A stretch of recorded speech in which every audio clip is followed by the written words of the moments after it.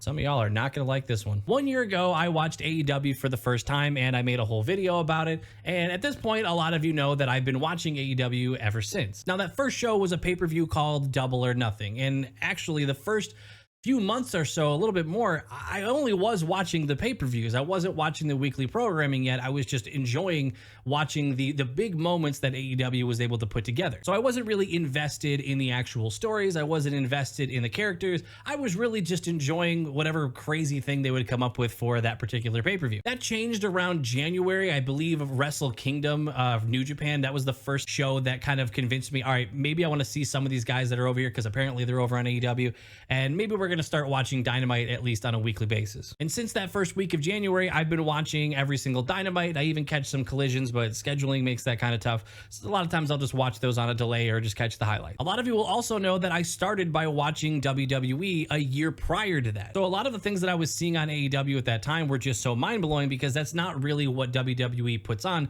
And since I didn't grow up watching crazier eras of WWE like the rest of you, it was kind of a big deal. Seeing these things in AEW in 2024 was pretty nuts. Now, for those of you who are new, we'll make this very clear that WWE I was very, very invested in, and I still am. I'm a very big WWE fan. I go to shows whenever they come to my local city, going to one actually in a couple weeks when they go to Grand Rapids. This is not a video saying I switched from WWE to AEW. I'm very much still watching both shows. This is a video talking about how AEW, I believe, is no longer my secondary program, and I feel like they genuinely earned that first spot. This didn't happen overnight, but it did have a sudden shift in the needle being moved when AEW finally came to our local city and they came to Detroit for us to actually see a show, two shows actually, in person. Now, I already made a whole video about going to my first AEW show. If you want to hear about that, there's a video, there's a whole vlog on it. Me and my fiance Tally, we got the VIP experience, and then we also got front row barricade seats that we talked about the whole experience. But the gist of it is that we had such a good time at it that was the big moment where I really feel like both of us kind of started to shift our mentality a bit as for how we look at AEW as an entertainment product. Prior to going to these events, I definitely feel like AEW is my secondary show, which there's nothing wrong with that. And there are plenty of people that have it reversed, and there's plenty of people that enjoy both shows just as much as we do. But it was definitely the show that if both were on at the same time, I was very much going to watch WWE and maybe catch the highlights on AEW later, which I feel like is totally fair. I was much newer to AEW. WWE, I was the only wrestling show that I watched for over a full year, so it's not at all surprising that AEW wouldn't just swoop in and take that spot in 2 seconds. But when we went to that show, it really did create this feeling of, oh man, this is like a rock concert. Like everybody here is all in on this, no pun intended. And that's so important to us because as a couple, we like to go and do things. We don't just like to watch them on TV. I know there's a lot of people that don't enjoy the live experience, but we do. And even if we don't have a great view when we go to shows, we just enjoy being in the environment. We like being there and talking to other people, meeting new people, and just sharing the experience of being at a wrestling show with other people. It's not even just wrestling shows. It can be the cons, the meet and greets, just anything that brings wrestling fans together and gives us an opportunity to socialize around something that we love.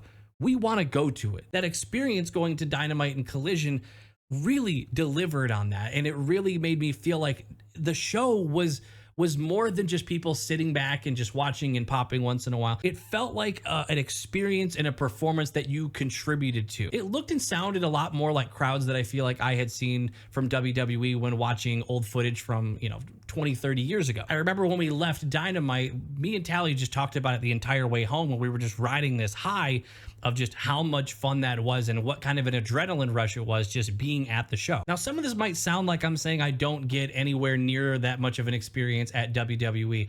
That's just not true. When it comes to the weekly shows, that is probably the case, but I have had some of my best wrestling show memories at WWE PLEs. We've been to 2 SummerSlams, and both of them for us were extremely memorable, one of them being the first show we've ever been to, and the second one in Cleveland was just phenomenal. And when we look back at footage of us being there and the vlog that we took there that's up on this channel, it still gives me goosebumps. So while WWE is still very capable of delivering that for us, it is coming down to the price point. We are getting to the point where we are getting a bit priced out of going to WWE shows, which sucks because I really want to keep keep going to them. I have a blast every time I go, and the price has gone up drastically just in the 2 years that we've been going. For reference, we got lower bowl tickets to SummerSlam in Detroit for a combined like just over $400 total. Best of luck finding that at a PLE now. And I don't fault them for that, because if they are a company whose primary goal is to make the most money possible, you raise your prices until people stop buying. And right now, as the prices go up, people are still buying the tickets and going to the shows. So I can't really fault him for doing that. But I think there is something that I can fault him for. Making me feel like that's their goal. Something that I feel like a lot of fans have started to notice with the WWE is that it is becoming very, almost too obvious that that is their number one goal, being making the most money possible in every way, shape, and form. Which again, that's their job. TKO's goal is to make the most money possible and please their shareholders and all that corporate good stuff. I think there is a finesse and an art to not making the fan feel like they're being wrung dry for every penny they have. With AEW, I imagine they have very similar goals, and if Tony Khan could snap his fingers, I'm sure he would swap paychecks and swap financial situations, swap size of fan bases, all that. But there is definitely a beauty in not feeling like that's the case while I'm consuming the product. As we've watched more AEW, I feel like most of the company, if not all of the company, has a very similar goal in mind, where they want to put on a fantastic show. They want to put on a fantastic wrestling show. Whereas with WWE, it feels more like that is the case maybe in the building, like everybody who's actually at the show, putting in the work, the performers, the people that work behind the scenes there. It feels like the people in the building may have that goal, but that ends once you get out of that building and you start referring to the people who are only looking at numbers. I really don't want this to come off like I'm bashing WWE, because I'm not mad about it. I'm more so devastated. It definitely hurts feeling like this company that I only really jumped into and fell in love with in the last couple of years, to already feel like it's a bit of a heartbreak that once they have regained this popularity, they are trying to squeeze every single possible dime out of it, and nobody wants to feel that way. Now, with all this positive of loving and leaning more into AEW, there has been a negative, and unfortunately, as much as I complimented it when we were in person, and I compliment the in-person experience, so one of the worst parts of actually getting more into AEW over the last year has been the fan base. Now, don't get me wrong. Most of you, I'd say a lot of you, and most of you, especially within this community, have been great, welcoming, very understanding that even though the WWE might not be a product for you at all, very respectful that both me and Tally still very much love that show, and we are invested in it just as much as we are trying to get invested in AEW. What has really, really sucked is that for every tribalist that you say exists in the WWE, they very much exist in AEW, and it's not fun to tell an AEW tribalist that you are a WWE fan checking out AEW. It either turns very gatekeepy, or it just turns into what they feel like is an opportunity to kind of really pull you away from the WWE. I can't tell you how many times people have tried to come at it with the approach of, oh my God, dude, you're gonna love it so much more than WWE. Honestly, dude, it's so good that you're finally seeing the light. Oh my God, I remember when I finally split up with WWE. You're gonna be so much happier over here. Like, that's not even remotely close to how I feel about WWE. Everything I don't like about the WWE is outside of the arena. The way they package things, the way they cut to commercials at every chance that they possibly can, and the price raising, all that, that's what I don't love. I love the performers, I love the storylines, I love most of the writing, and I love the wrestling. It is so frustrating to try to connect with AEW fans and tell them that I really want to get to know this product even more and ask questions.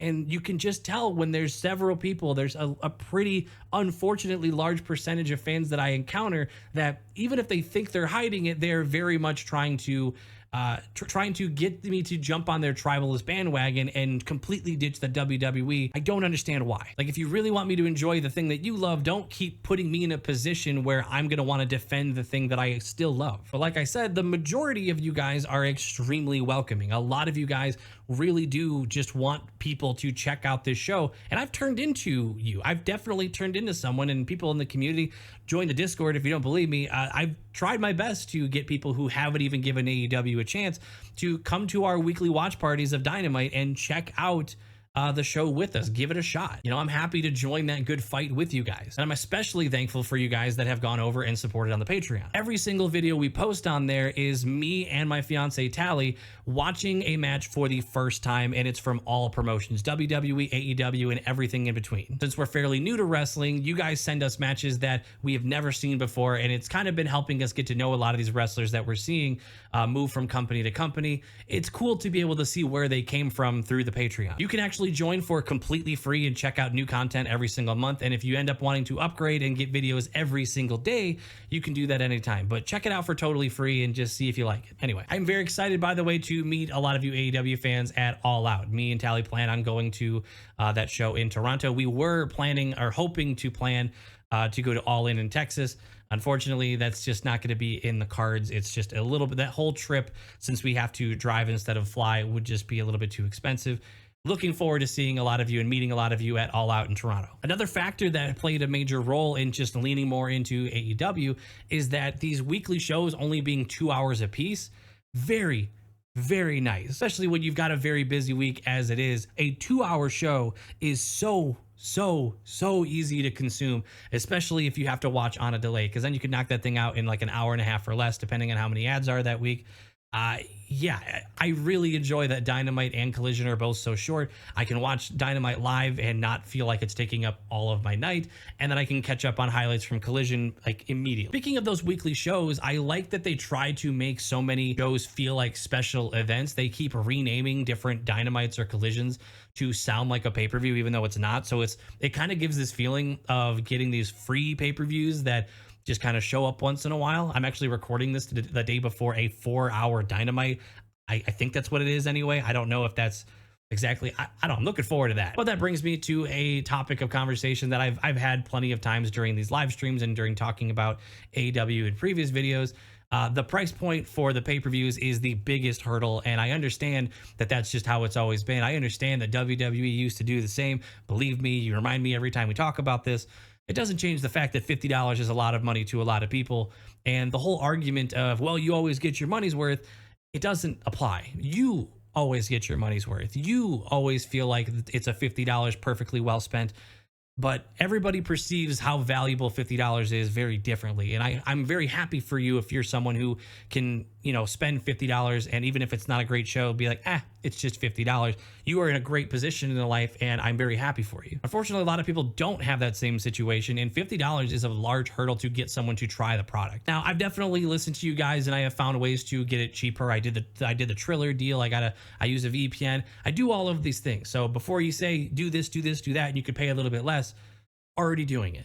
I'm referring to my desire to get other people to check out AEW. It's very easy to get people to check out Dynamite. It's just on a weekly, I think it's like TBS or TNT. I can't remember which one's on which, but it's very accessible. It's very easy to watch, but it always becomes this moment where I tell them, yeah, and this weekend is double or nothing. And when they get excited because they want to watch it, typically they're someone who is already a WWE fan, and their assumption is that they can have an app or they'll be able to get it for 10, maybe 20 bucks. When I tell them that it costs them $50, there's definitely a very common reaction every single time, and it's totally understandable. I do really hope that AEW has some sort of a plan to switch to something more stream friendly or something more price friendly, because now that they're seemingly doing pay-per-views just about every month instead of quarterly, which I think that's I've heard from you guys that's what they were doing, that they were doing pay-per-views every few months, which at that point, I feel like $50 is very, very easy to sell to someone if it's only every few months. But like, it's tough to tell someone like that just wants to watch the show, okay,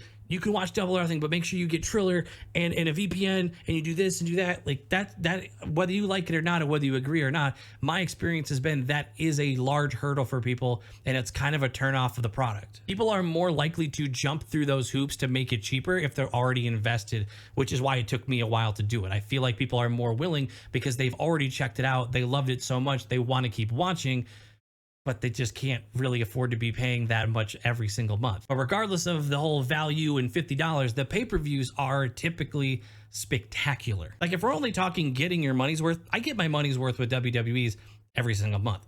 Even if it's only a few matches or a couple hours or a few hours, it's extremely affordable and extremely cheap to watch WWE PLEs, especially with how often they're doing them now. So you always get your money's worth isn't really the comparison here that it really matters to me. What matters is when I do watch a pay-per-view with AEW, 9 times out of 10, I walk out going, wow, that was amazing. In the last year, the only time I walked away from a pay-per-view feeling completely disappointed and I didn't enjoy it really much, I shouldn't say at all, but I didn't feel like it earned being a pay-per-view, was probably Full Gear. And then like Revolution was spectacular except the ending. But typically speaking, the pay-per-views are extremely memorable, and I do walk away just, still feeling like $50 was a lot, but I do end up feeling like, okay, whatever. Like, I had a great time. That was a really fun show. And then I'm immediately looking forward to the next one. Speaking of these spectacular shows, it's typically a big part of it is the amazing in-ring performances. And I've talked about a lot in the past how I am a story first type of viewer and a match second, like match quality second. In-ring talent definitely was always secondary. And while I still feel like an amazing story is something that I look a little bit more forward to, in-ring talent has definitely moved up a bit. I feel like I can appreciate and love in-ring stuff a lot more now that I've seen a lot more of the style that AEW does that. The style of wrestling that AEW has is something that has drawn me in a lot. It's one of the things that you guys exposed us a lot to over on the Patreon, and I've become a little bit addicted to that style of wrestling. So it does lead me sometimes to, when I'm watching weekly shows on WWE, feeling a little bit bored of the match itself if it's not a match that I'm already invested in. See, with AEW, while I'm not invested in quite a few of the storylines, there's a few that I am pretty invested in, but even if it's a story I'm not invested in, usually the match quality is so good that I could just be like, whatever, at least I'm enjoying the match. Don't get me wrong, AEW's got some pretty good stories. The Hollywood ending, the whole thing with Mariah May and Toni Storm is probably one of my, I'd say top 2, top 3 wrestling storylines that I have ever seen in my short 2 years of watching. But there are definitely some stories, I'm not going to call them out, or I'm not going to be disrespectful, but there are definitely some where, I kind of tune out a little bit. It's just, their characters might just not be for me, and that's totally fine. I really hope to go to more AEW shows in the very near future. I know that we're going to be going to All Out Toronto. I hope that AEW comes to my, even if they don't come to Michigan, just maybe even a nearby state would be pretty cool. I would definitely take another trip to go to another Dynamite or a Collision or both. I also really hope to meet some more performers from AEW. I've gotten to go to a lot of meet and greets for WWE, and I've done very little when it comes to meet and greets and actually getting to talk to performers with AEW, which by the way, no details on that yet, but if you are new to this channel and you're a big AEW fan, make sure you hit the subscribe button. You will not be disappointed in about a week or so. Did I feel like this was going to happen? No, honestly not. When we were watching WWE for as long as we were, and then we were suddenly being introduced to AEW, it really did not feel like we were going to get to this point, but here we are.